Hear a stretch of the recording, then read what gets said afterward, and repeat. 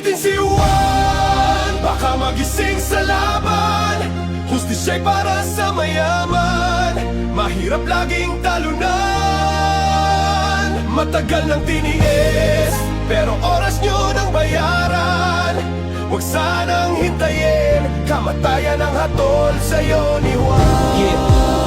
Ito ang kwento ng bawat Pilipinong naiwan ang tinig ng mahihirap. Ang laban ni Juan habang sila'y nakaupo sa kanilang upuan. Mga tao'y nagdurusa at nakabaon sa utang. Tayo'y magsama-sama, tumayo at lumaban. Nilaban ng hustisya para sa kinabukasan. At ito ang inyong tandaan. At huwag niyong kalimutan, huwag niyong galitin si Juan. Sa kanto naglalako, piso-piso lang ang kita. Habang ang mga buhaya milyon-milyon ang binulsa. Pag mahirap ang nagkasala, kulong agad sa selda. Wala na bang pag-asa? Nasaan ang hustisya? Mga bata walang gatas, tinitiis ulam na asin. Pero ang mga anak nila sa ibang bansa nagsha-shopping. Bakit ganito ang mundo? Bakit laging dihado? Si Juan ang lumikha, pero si Juan din ang ginago. Bakit ba kasi hindi kayo makontento? Pagod ng ordinaryong tao ang puhunan ng yaman nyo. Bawat luha ng ina, bawat gutom na bata, katarungan ng sigaw, buksan ng pinto ng hustisya. Flood control sa sapa, inanod na ng baha. Kawawa ang mamamayan sa bulok ninyong sistema. Nalubog kayo sa buwis ng mamamayan, pero si Juan lubog na sa baha, baon pa sa utang. Mga kontraktor ng kalsada, puro palpak ang gawa. Bilyones ang kinita, lubak-lubak pa rin ang daan ng masa. Mga kasabot na opisyal para mga hari sa palasyo. Habang si Juan ay nagugutom, nila mo ng dilim sa kanto. Kayo'y tunay na salot, magnanakaw, mapagsamantala. Magnanakaw sa kongreso, sa proyekto, sa bawat firma. Huwag kayong kampante sa inyong karangyaan. Baka magalit na si Juan at tulan kayo ng kamatayan. Huwag mong galitin si Juan, baka magising sa laban.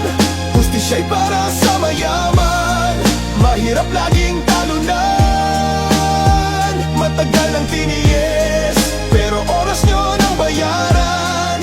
Huwag sanang hintayin, kamatayan ang hatol sa'yo ni Juan.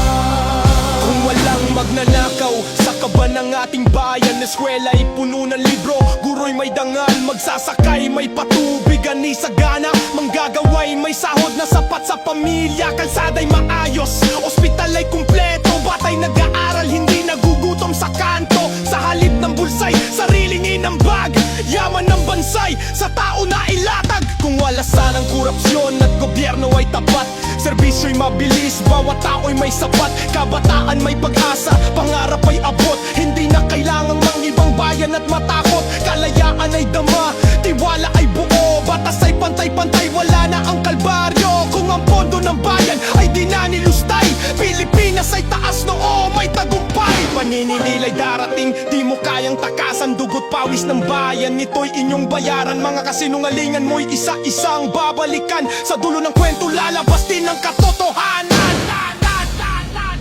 Huwag mong galitin si Juan, baka magising sa laban. Hustisya'y para sa mayaman, ang mahirap laging talunan.